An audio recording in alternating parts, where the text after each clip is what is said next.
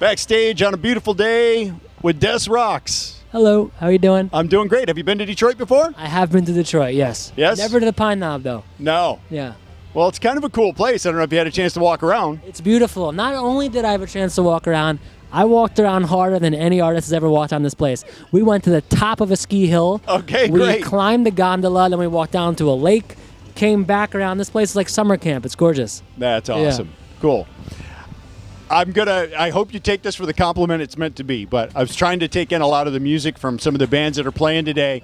And what stood out to me about Des Rocs is unpredictability. I was like, what? I don't even know how to describe the band. Like That is the best compliment you could give me. And Steve, I really appreciate that because you could say, the music sucks. I hate your music, but it just doesn't sound like anybody else. And I would say, thank you. I like that more than you're great, but it sounds like X or Y. Well, I'm going to go with, I like it. I'm just not entirely sure why. Good. Good. That was the hook for me. Like, I enjoyed it. I'm a kind of a guitar first guy. And so, looked up some of the live videos where you really kind of, spread out a little bit more, play a little extra guitar. A lot of extra. I'm pretty extra. Yeah. Yeah, man, no, I really appreciate that.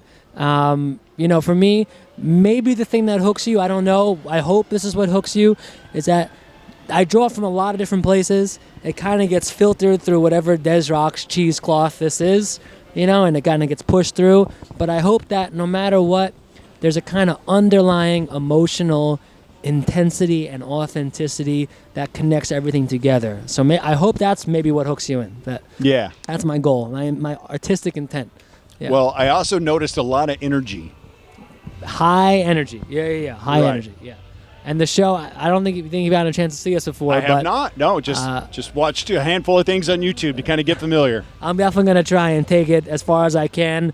And when I get off stage, like on stage, it'll be kind of godlike, and then I'll be like completely disabled after the show. There's nothing left. I need to be like propped up. Yeah. That means you've done your job, yes. Yeah, I leave it all on the stage, man, every time. I play each show like it's my last. I truly believe that, whether it's 80 kids in a basement in Alabama or 80,000 people opening up for some big artist, it's the same show.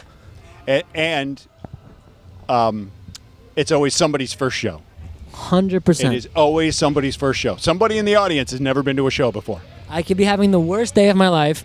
I could have every single member of my family horribly die in some sort of freak accident, but if I'm on that stage, it all goes out the window, and it's a very sacred 40 minutes to an hour and a half, whatever we have today. Right. Yeah.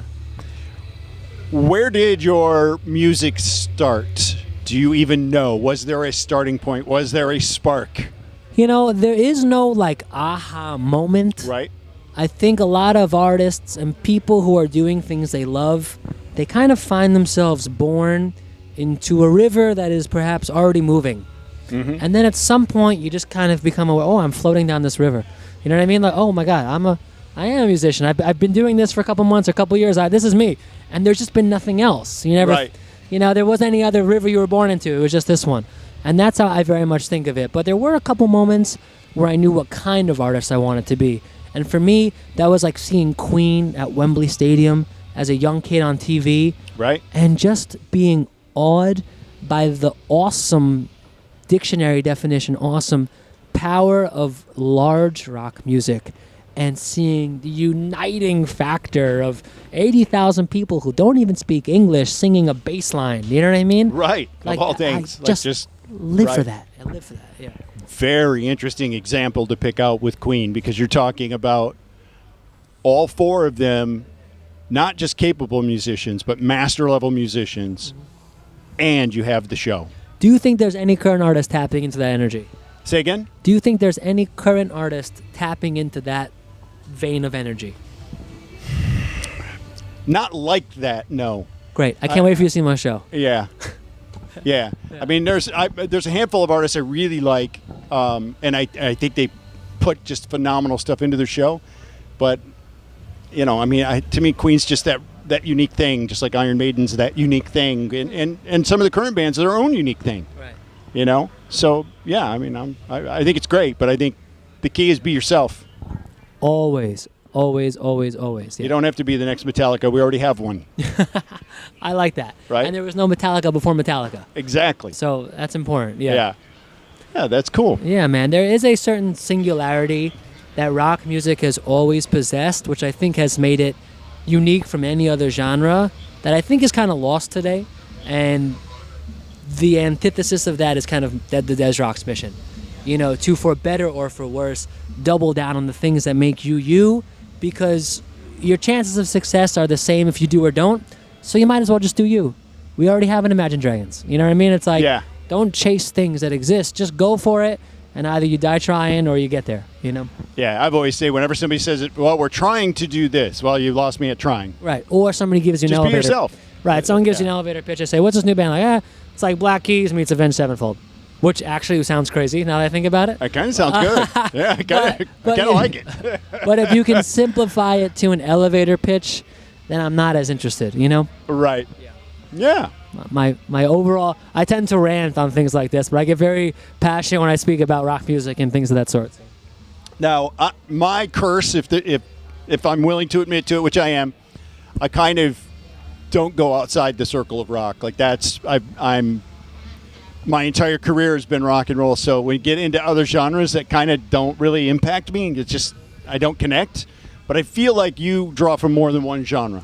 Yeah, I mean, first of all, to each their own. You like what you like and you know what you know. So I think that's awesome.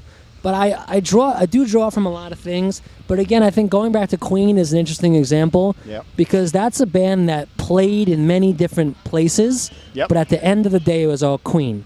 Yes. So like Bohemian Rhapsody, opera, Another One Bites the Dust, disco, Crazy Little Thing Called Love, rockabilly. But at the end of the day, it's all Queen. And you know that sound and that flavor. So, you know, it's like it can be rock, but it can be so many other things. That's the beautiful thing about rock music. Right. But it has to have guitar. Yeah, it has. I mean, it can. It's just like I think of it. Do you agree with this? I think of rock more as an energy than a production choice. You know what I mean? Like, is the beginning of "We Will Rock You" still rock to you when there's no guitar yet? Yes. Okay. Yes. Right.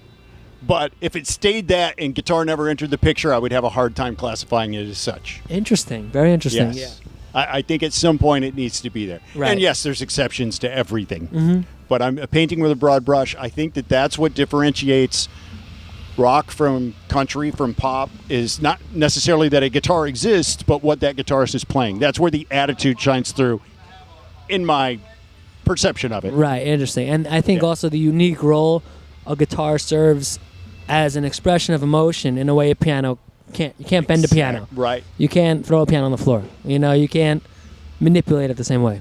Right. Very cool. Thanks for your time. I appreciate Thanks it, for man. having me. Yeah. Welcome to Pine Knob. I'm happy to be here. Woo!